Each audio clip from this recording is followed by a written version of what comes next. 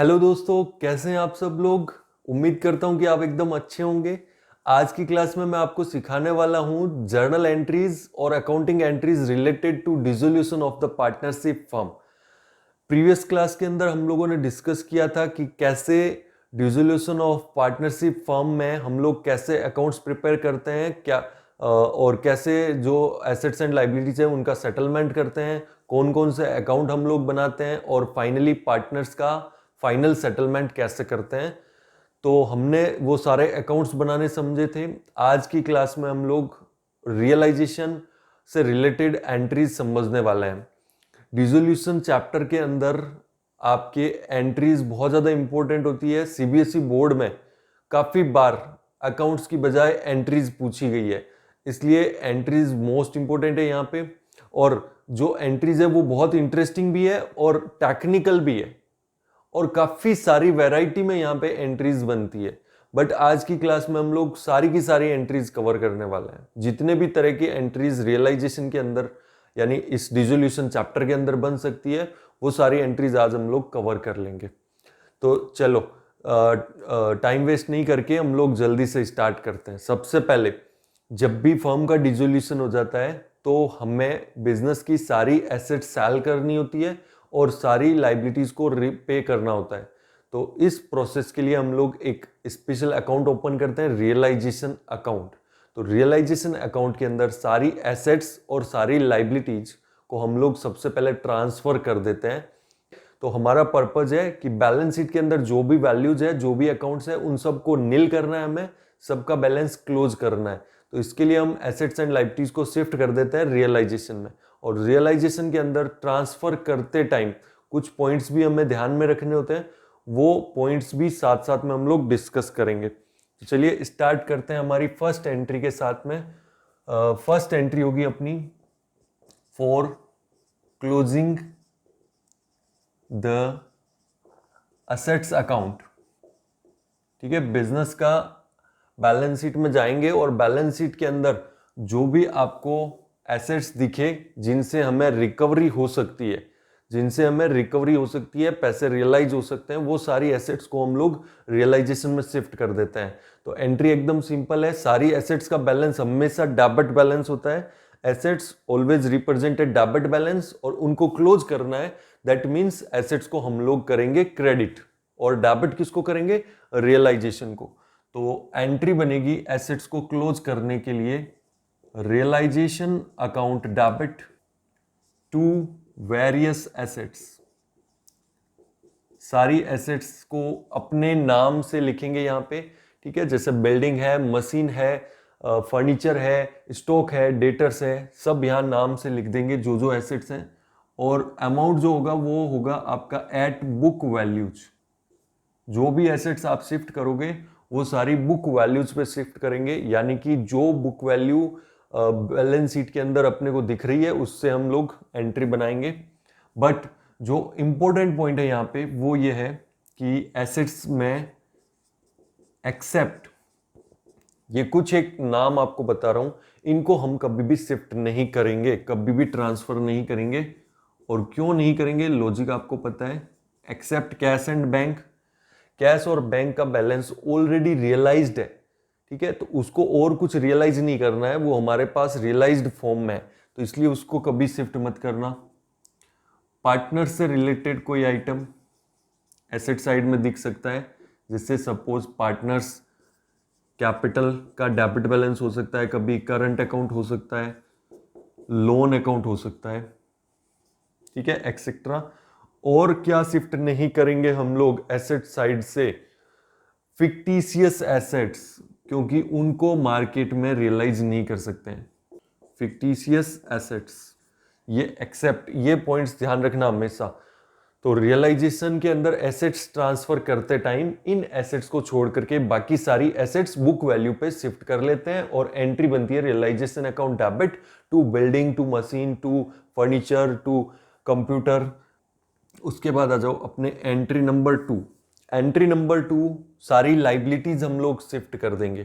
ठीक है, हम लोग सारी लाइबिलिटीज हैं वो शिफ्ट कर देंगे और जो भी प्रोविजन है वो भी शिफ्ट कर देंगे। तो for closing the liabilities accounts and provisions. What are provisions and reserves? कौन से प्रोविजन रिजर्व हम लोग शिफ्ट करेंगे? जो किसी ना किसी एसेट या लाइबिलिटी के अगेंस्ट हमने बना रखे हैं उनको हम लोग शिफ्ट कर लेंगे। और लाइबिलिटीज का आपको पता है हमेशा क्रेडिट बैलेंस होता है। Liabilities represents credit balance, so when we are closing the liabilities we have to debit the liabilities. तो लाइबिलिटीज को हम लोग डेबिट कर देंगे और यहाँ पे देख लेते हैं कि कौन कौन सी लाइबिलिटीज हमें डेबिट करनी है बेसिकली।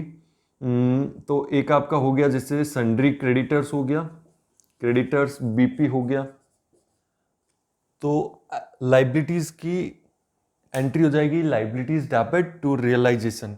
और लाइबिलिटीज के अंदर बेसिकली हम लोग क्या ट्रांसफर नहीं करेंगे एक्सेप्ट पार्टनर्स कैपिटल करंट या लोन अकाउंट। पार्टनर्स से रिलेटेड कुछ भी ट्रांसफर करना नहीं है, चाहे वो एसेट साइड हो या लाइबिलिटी साइड हो। एंड एक्यूमुलेटेड प्रॉफिट्स, जो भी एक्यूमुलेटेड प्रॉफिट रिजर्व्स है वो हम लोग पार्टनर्स में डायरेक्ट डिस्ट्रीब्यूट कर देंगे, वो हमारी कोई लाइबिलिटीज नहीं है। बट यहाँ पे दो इंपॉर्टेंट है, एक तो इन्वेस्टमेंट फ्लक्चुएशन रिजर्व को हम लोग ट्रांसफर करेंगे और वर्कमैन कंपेंसेशन रिजर्व अलग से डिस्कस करेंगे। अभी मैंने यहाँ साथ में उसको नहीं लिया है। सर आईएफआर और ये क्यों ट्रांसफर कर रहे हैं? And what is MRR? Machinery replacement reserve. ये जो आपके जो भी रिजर्व और प्रोविजंस है जो किसी एसेट या लाइबिलिटी से रिलेटेड है उनको हम लोग ट्रांसफर कर देंगे। तो पीबीडी आपका रिलेटेड है प्रोविजन अगेंस्ट डेटर्स, आईएफआर आपका रिलेटेड है इन्वेस्टमेंट से, reserve against investment, machinery replacement reserve आपका रिलेटेड है मशीन के साथ में। तो इसलिए अब इन सबको हम लोग ट्रांसफर कर देंगे।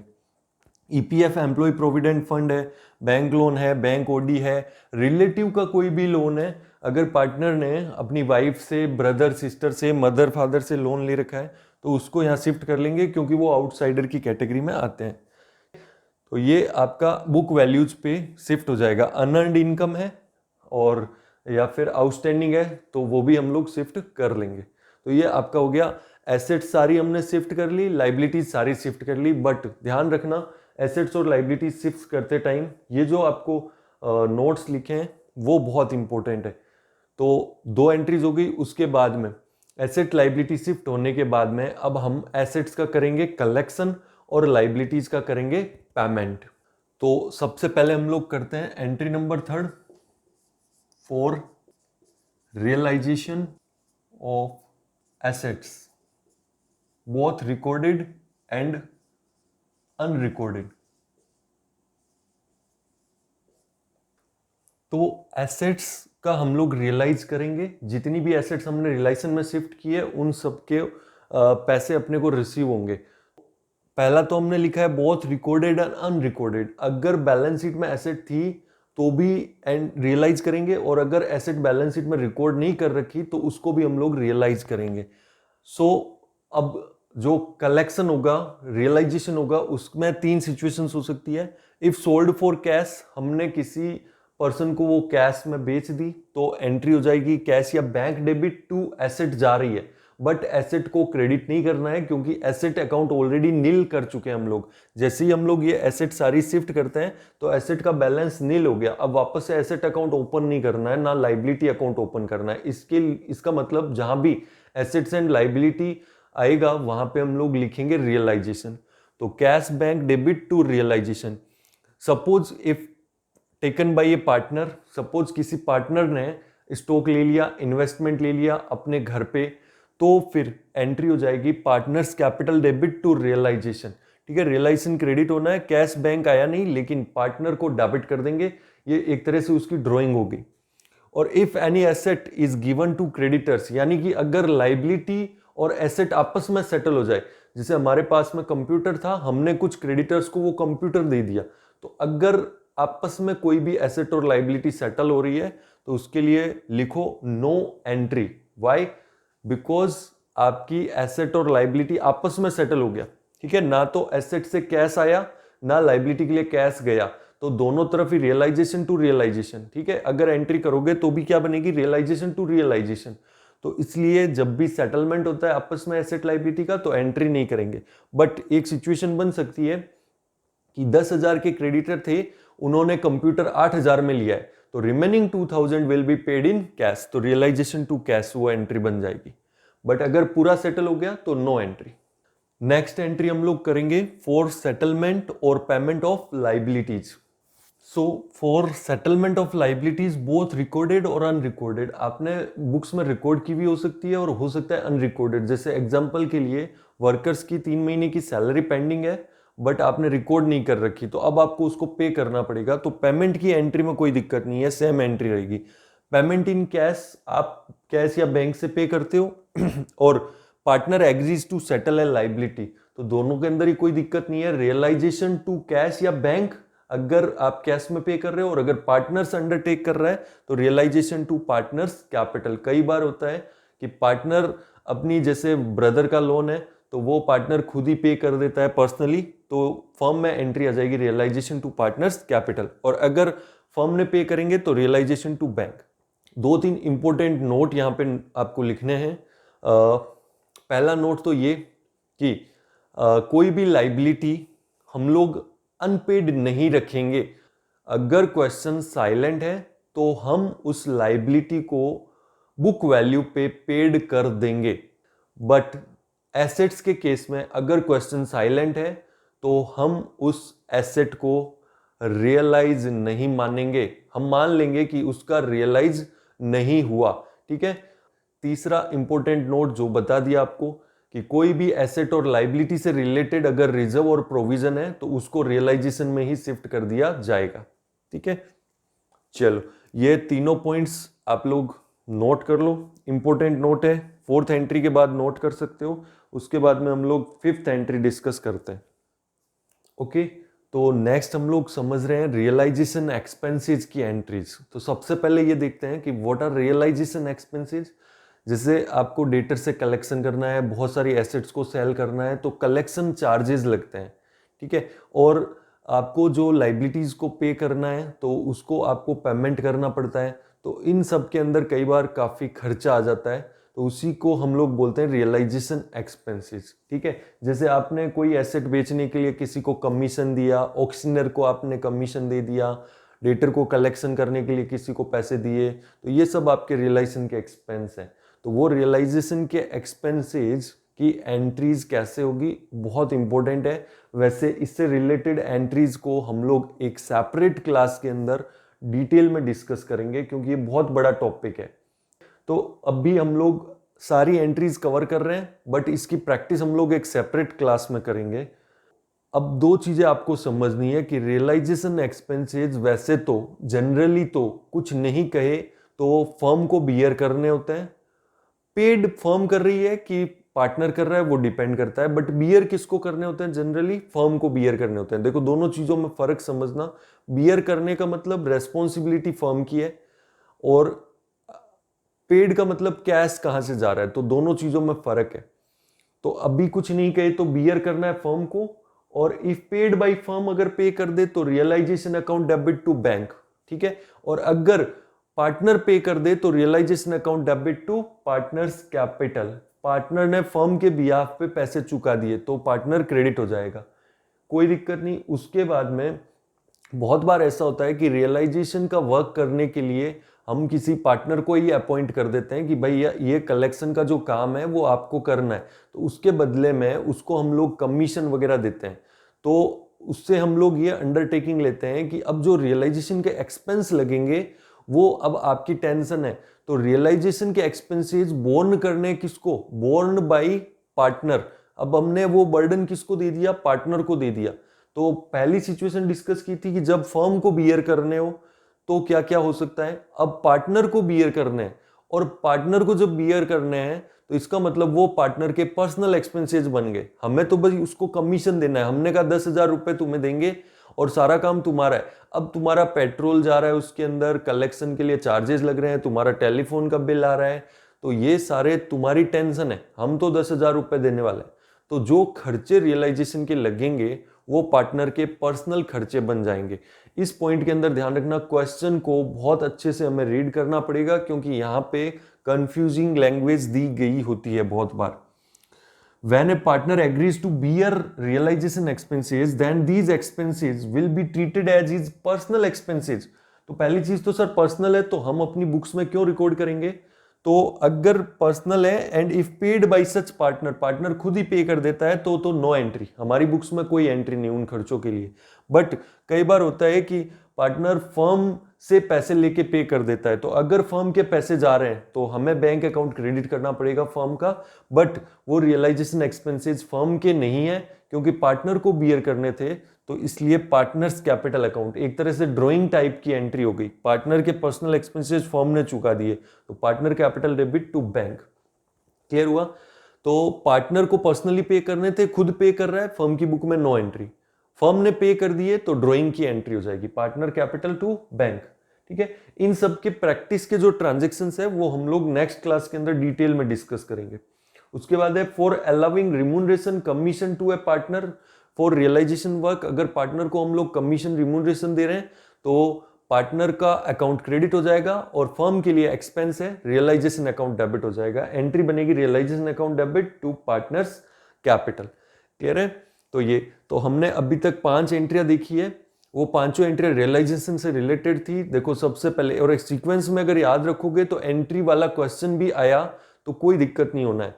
सबसे पहले जितनी भी एसेट्स हैं उनको हम लोग रियलाइजेशन में शिफ्ट करेंगे, रियलाइजेशन टू वेरियस एसेट्स, और कुछ पॉइंट्स बताए थे वो याद रखना। दूसरा लाइबिलिटीज डेबिट टू रियलाइजेशन, उसमें भी कुछ पॉइंट्स अपने को याद रखने हैं।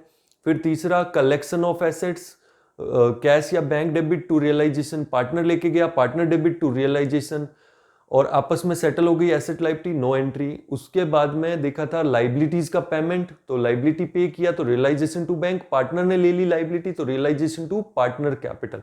और फिर हमने 5th एंट्री देखी रियलाइजेशन एक्सपेंसेस की। तो अपना रियलाइजेशन अकाउंट अब कंप्लीट हो गया, उसकी टोटलिंग करेंगे और टोटलिंग करके जो भी उसका डिफरेंस आएगा तो वो आपका होगा प्रॉफिट या लॉस ऑन रियलाइजेशन, तो उसको भी हम लोग क्लोज करते हैं। तो नेक्स्ट एंट्री हमने देखने हैं for closing the realisation account. Okay, तो नेक्स्ट एंट्री रियलाइजेशन क्लोज कर देंगे, रियलाइजेशन को टोटल करेंगे।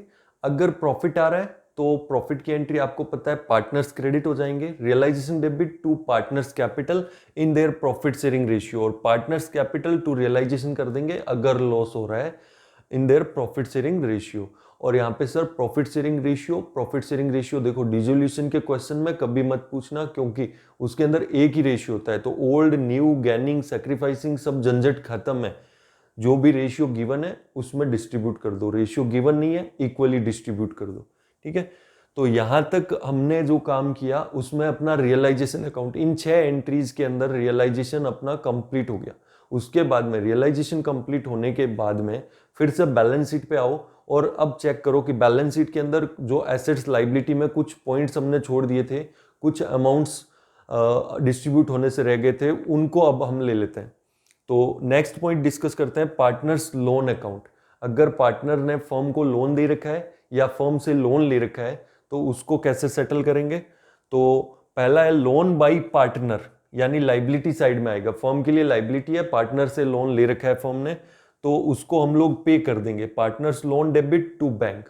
और लोन टू पार्टनर, अगर पार्टनर को लोन दे रखा है वो अपने को कैसे पता चलेगा, एसेट साइड में आपको देखने को मिलेगा, तो उसके लिए बैंक से पैसा रिसीव कर लेंगे टू लोन टू पार्टनर। और सर ये अल्टरनेट क्या लिखा है, पार्टनर कैपिटल अकाउंट।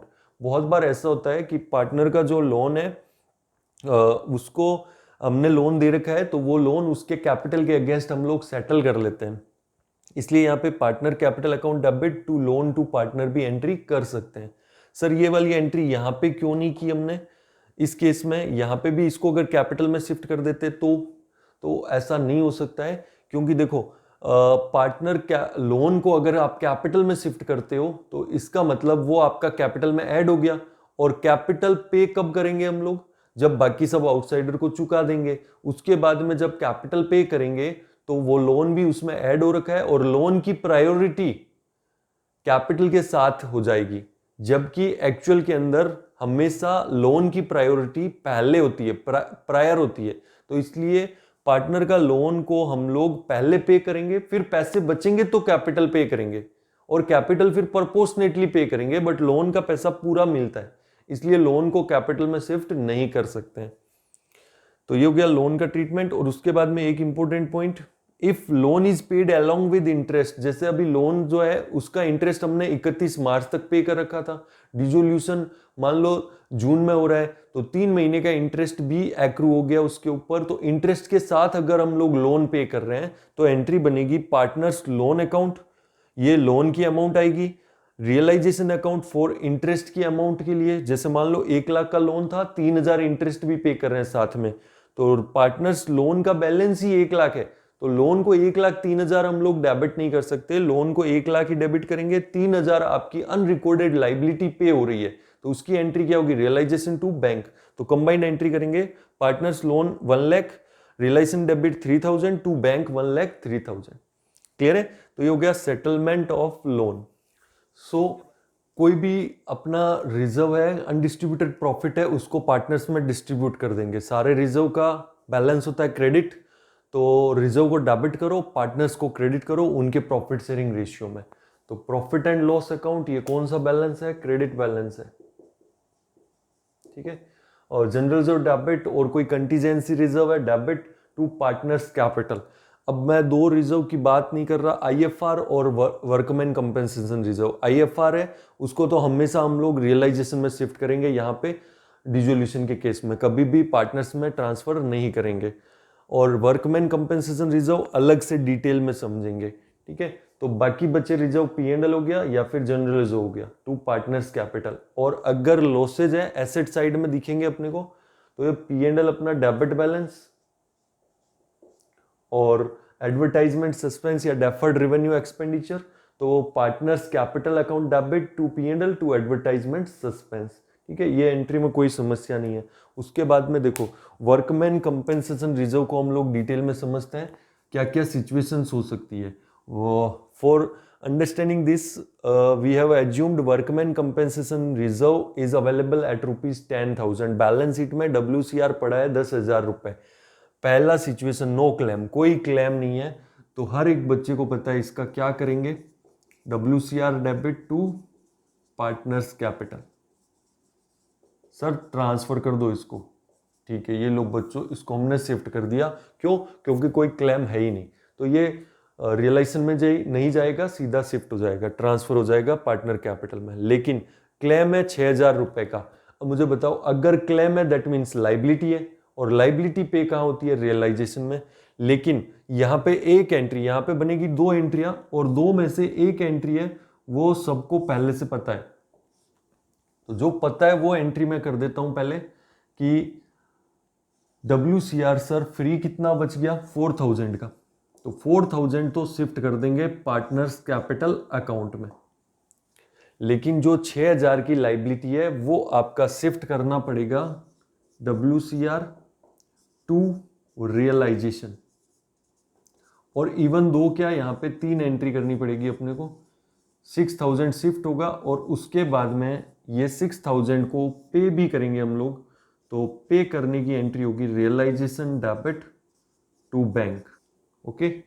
और उसके बाद में थर्ड सिचुएशन है कि क्लेम है 30,000 का, यानी कि 10,000 से भी ज़्यादा क्लेम है, तो इसका मतलब सबसे जो फर्स्ट एंट्री हम लोग करते हैं कि पार्टनर्स में शिफ्ट कर दो, तो पार्टनर में शिफ्ट करने के लिए कुछ बचा ही नहीं, लाइबिलिटी और भी ज़्यादा है, 10,000 से ज़्यादा लाइबिलिटी है, तो यहाँ पे शिफ्ट तो कुछ होगा नहीं, तो जो 10,000 अपने पास WCR है वो सारा का सारा हम लोग ट्रांसफर कर देंगे रियलाइजेशन में, ठीक है। 10,000 पे एंट्री हो जाएगी ये, और उसके बाद में जो 30,000 का क्लेम है उसका हमें पेमेंट भी करना पड़ेगा, तो पेमेंट की एंट्री हो जाएगी realisation account debit to bank account, और 30,000 पे ये एंट्री होगी, क्लियर है। तो ये अपने सारी एंट्रीज अभी कंप्लीट हो गई। उसके बाद में हम लोग पार्टनर्स कैपिटल की टोटल करते हैं, और पार्टनर्स कैपिटल के अंदर जो फाइनल बैलेंस बचता है, चाहे डेबिट हो या क्रेडिट हो, उसको हम लोग सेटल कर देते हैं। तो सेटलमेंट की क्या एंट्रीज होगी, अगर क्रेडिट बैलेंस है पार्टनर का तो पार्टनर को डेबिट करो टू बैंक, और जिस पार्टनर का डेबिट बैलेंस है तो उससे पैसे मंगवाएंगे, bank account debit to partners capital, ये हो गया फाइनल सेटलमेंट, क्लियर है। और उसके बाद में बैंक अकाउंट बना के बैंक अकाउंट मैच हो जाएगा। तो ये सारी एंट्रीज थी जो डिसोल्यूशन के अंदर हमने करनी पड़ती है, जिनको हमने टोटल 10 पार्ट्स में डिवाइड कर रखा है। एंट्रीज 10 नहीं है, एंट्रीज बहुत ज़्यादा है, बट 10 पार्ट्स के अंदर हमने इनको समझा है। अब एक हम लोग क्वेश्चन करते हैं जिसमें ये सारी एंट्रीज आएगी और ज़्यादा ग्रिप हमारी बनेगी। और मैं फिर बोल रहा हूँ, एंट्रीज है वो बहुत इंपॉर्टेंट है, क्योंकि एग्जाम में अक्सर 6 नंबर का क्वेश्चन एंट्रीज से रिलेटेड पूछा गया है सीबीएसई में। अकाउंट लेजर्स बहुत कम पूछता है और एंट्रीज ज़्यादा पूछता है इस चैप्टर में से, तो इसलिए आपको दोनों की इक्वली प्रैक्टिस करनी है। एंट्रीज देखो, question A and B are partners, profit ratio दे रखा है 3:2, 31 मार्च को बैलेंस शीट गिवन है और बैलेंस शीट में लिखा हुआ है capital account, sundry creditor, A's loan और फिर बिल्डिंग और इधर कुछ गिनी चुनी एसेट्स है। तो कोई दिक्कत नहीं है, सिंपल एकदम। The firm dissolved on 1 April and the assets liabilities were settled as following. तो अपने को एसेट्स लाइबिलिटी कैसे सेटल हो रही है वो अपने को अभी चेक करने की जरूरत नहीं है। अपने को क्या है, पास necessary journal entries for the dissolution of the firm. तो सबसे पहले हम लोग 1 अप्रैल से एंट्रीज स्टार्ट करेंगे। ठीक है, डेट लगा लेना 1 अप्रैल, मैं अभी नंबरिंग लिख रहा हूँ। तो सबसे पहली एंट्री हम लोग जितनी भी एसेट्स है जो ट्रांसफर कर देनी चाहिए अपने को रियलाइजेशन में, उनको हम लोग शिफ्ट कर लेते हैं। चलो, आप लोग बोलेंगे मेरे साथ साथ, realisation account debit to various assets, और सबका अपना अपना नाम लिखेंगे। क्या मैं बिल्डिंग शिफ्ट कर दूं? हाँ सर, बिल्डिंग शिफ्ट करो। फर्नीचर रियलाइज हो सकता है, शिफ्ट करो।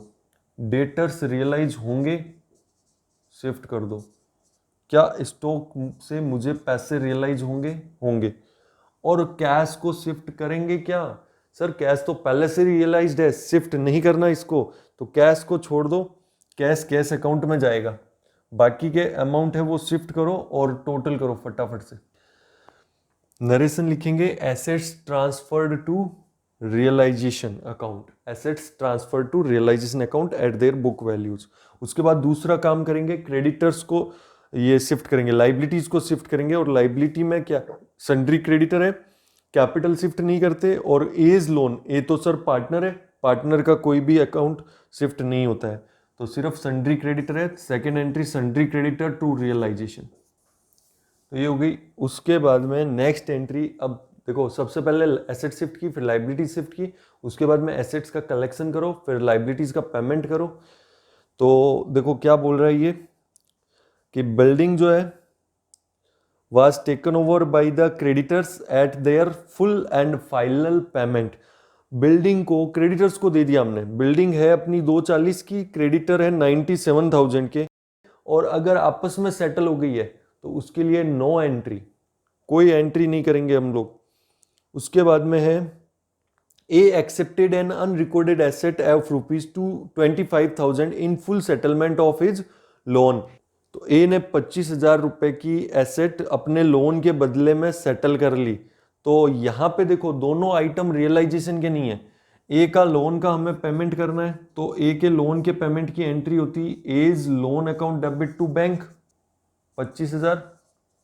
लेकिन अब टू बैंक से पैसा नहीं दे रहे हैं, हम लोग पैसा दे रहे हैं, कोई एसेट जा रही है, और एसेट को हम लोग क्रेडिट नहीं करते हैं क्योंकि एसेट ऑलरेडी नील हो चुकी है। तो एसेट की जगह नाम आ जाएगा रियलाइजेशन अकाउंट। अब आपके माइंड में एक क्वेश्चन आएगा कि सर यहाँ पे तो लोन के बदले में लाइबिलिटी एसेट सेटल हो रही है, तो फिर एंट्री हिसाब से तो नो एंट्री होना चाहिए था बिल्डिंग के जैसे।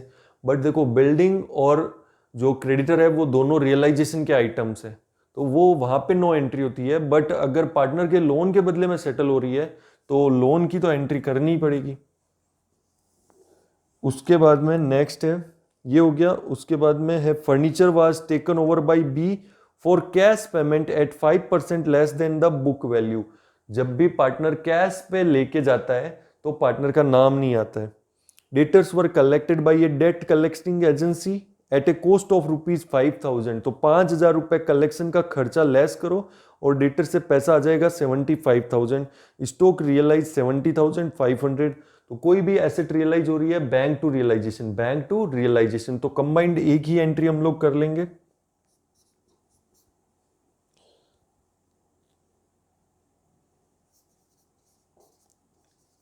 कैश अकाउंट इसलिए लिख रहा हूं क्योंकि क्वेश्चन के अंदर बैलेंस शीट में कैश अकाउंट गिवन है, तो आइडियली यहाँ पे कैश अकाउंट होना चाहिए और ये टोटल कर दो, जितना जितना पैसा रिसीव हो रहा है, फर्नीचर, डेटर और स्टॉक तीनों का एक साथ टोटल करके लिख दो। तो एक कंबाइंड एंट्री होगी कैश टू रियलाइजेशन, और क्या क्या अमाउंट आया वो हमने यहाँ पे शो किया है। 166,250 वो जो बी लेके गया था फर्नीचर उससे, और 75,000 अपना आया है डेटर से, और 70,500 स्टॉक से। तो कंबाइंड एंट्री हम लोग कर सकते हैं। उसके बाद देखो आगे क्या लिखा हुआ है, सारे पॉइंट्स टिक करते जाओ। लास्ट पॉइंट है B agreed to bear all realisation expenses for this service, B is to be allowed ₹500। तो बी ने, ये इंपॉर्टेंट है, B agreed to bear all realisation expenses, यानी एक्सपेंसेस बी को बियर करने हैं और उसके बदले में उसको 500 रुपये मिलेंगे इस सर्विस के लिए। तो 500 रुपये की एंट्री कर देंगे हम लोग 500 रुपये देने के लिए। एंट्री नंबर 5, रियलाइजेशन का खर्चा है, डेबिट करो, रियलाइजेशन अकाउंट डेबिट, और टू पेमेंट किसको करना है, बी को, तो टू बीज कैपिटल 500। और उसके बाद में नेक्स्ट पॉइंट है कि actual expenses on realisation ₹1000 were paid by B. तो जब बियर करना बी को है तो बी का पर्सनल एक्सपेंस है, और अगर वो खुद पे कर रहा है तो फर्म की बुक्स में नो एंट्री, 1000 के लिए नो एंट्री। ठीक है, तो ये कंप्लीट हो गया अपना। उसके बाद में अब एक एंट्री तो अपनी होगी for closing realisation account. Realisation में चेक करना पड़ेगा प्रॉफिट आ रहा है कि लॉस आ रहा है। और उसके बाद में कुछ एंट्री होती है अपनी लोन वगैरह की, लेकिन लोन है नहीं क्वेश्चन के अंदर। ठीक है, एक लोन था सॉरी, वो हमने सेटल कर दिया, इज लोन टू रियलाइजेशन। और अब एक लास्ट एंट्री होती है फॉर फाइनल सेटलमेंट। पार्टनर्स के बीच में या तो पैसा मंगवाना है या फिर पैसा चुकाना है। तो देखो सबसे पहले तो क्लोजिंग रियलाइजेशन अकाउंट को क्लोज करने के लिए हम लोग एक एंट्री करते हैं, जो भी प्रॉफिट लॉस है वो कैलकुलेट करना पड़ेगा। तो रियलाइजेशन अकाउंट, क्योंकि इस क्वेश्चन में अपने को बनाने के लिए बोला नहीं है, हमें केवल एंट्रीज करनी है, तो फिर भी प्रॉफिट लॉस निकालना पड़ेगा। प्रॉफिट लॉस हम लोग देखो शॉर्ट में कैसे कैलकुलेट कर सकते हैं। रियलाइजेशन डेबिट हो रहा है 570 से, डेबिट करो। फिर यहाँ पे रियलाइजेशन क्रेडिट हो रहा है 97 से, क्रेडिट करो। उसके बाद में यहाँ पे रियलाइजेशन क्रेडिट हो रहा है 25,000 से। फिर यहाँ पे रियलाइजेशन क्रेडिट हो रहा है 311,750 से। ठीक है, यहाँ पे रियलाइजेशन डेबिट हो रहा है 500 से। और कोई एंट्री तो नहीं है, तो टोटल करो इसको, देखो कितना टोटल आ रहा है। एक तरफ का आपका टोटल आ गया, इधर का 5,70,500, और इस साइड की जो टोटल आ रही है उसमें से अपने लेस कर लो। अच्छा, ये एक गड़बड़ कर दी हमने, ए का लोन 20,000 ही है, ए का लोन है वो 20,000 है, एसेट 25,000 की लेके जा रहा है, लेकिन कितने में लेके जा रहा है, अपने 20,000 के लोन के सेटलमेंट के बदले में। तो एसेट 20,000 पे वैल्यूड हुई है, 25,000 की एसेट, तो यहाँ 20,000 है। अब इसको टोटल कर लो, तो ये आपका, ये इसमें से लेस करो, तो ये आपका आ जाएगा प्रॉफिट 141,750। तो ये सारे आइटम्स आपने लेस किए, तो ये फर्म को लॉस आ रहा है 141,750 का। तो इस लॉस को हम लोग क्या करेंगे, पार्टनर्स में डिस्ट्रीब्यूट कर देंगे। कौन कौन पार्टनर्स हैं, पार्टनर्स है ए और बी। तो A is capital, B is capital to realisation. ये जो लॉस है वो प्रॉफिट शेयरिंग रेशियो में, प्रॉफिट शेयरिंग रेशियो क्या है, प्रॉफिट शेयरिंग रेशियो है आपका 3:2, तो 3:2 के अंदर इसको डिवाइड करेंगे। ये आपका ए को आ जाएगा 85,050, बी को आ जाएगा 56,700। ठीक है, और फिर फाइनल सेटलमेंट या तो पैसे मंगवाएंगे और या पैसे चुकाएंगे। तो A's capital, B's capital to bank. अगर क्रेडिट बैलेंस बच रहा है पार्टनर्स का तो फाइनल सेटलमेंट की entry, if credit balance, sir ये क्रेडिट बचेगा कि डेबिट बचेगा, तो वो तो आपको कैलकुलेट करना पड़ेगा। कैसे कैलकुलेट करेंगे, पार्टनर्स कैपिटल अकाउंट बनाना पड़ेगा वर्किंग नोट के अंदर, और उसके अंदर अगर मान लो दोनों पार्टनर का क्रेडिट बैलेंस आ रहा है तो ये एंट्री हम लोग कर देंगे, बैंक की जगह कैश लिखेंगे। तो ये बैलेंस आपको कहाँ से निकालना है, पार्टनर्स कैपिटल अकाउंट बना करके वर्किंग नोट में। ओके, जैसे फाइनल सेटलमेंट हुआ, क्वेश्चन अपना कंप्लीट हो गया। तो कुल मिला के डिसोल्यूशन की जर्नल एंट्रीज बहुत सिंपल है, स्टेप वाइज चलना है, आराम से कंप्लीट होएगी। कुछ और इंटरेस्टिंग एंट्रीज हम लोग प्रैक्टिस करेंगे, बहुत वैरायटी के अंदर एंट्रीज पूछी जाती है इस चैप्टर से, तो वो सारी एंट्रीज और कुछ और क्वेश्चंस हम लोग करने वाले हैं नेक्स्ट क्लास में।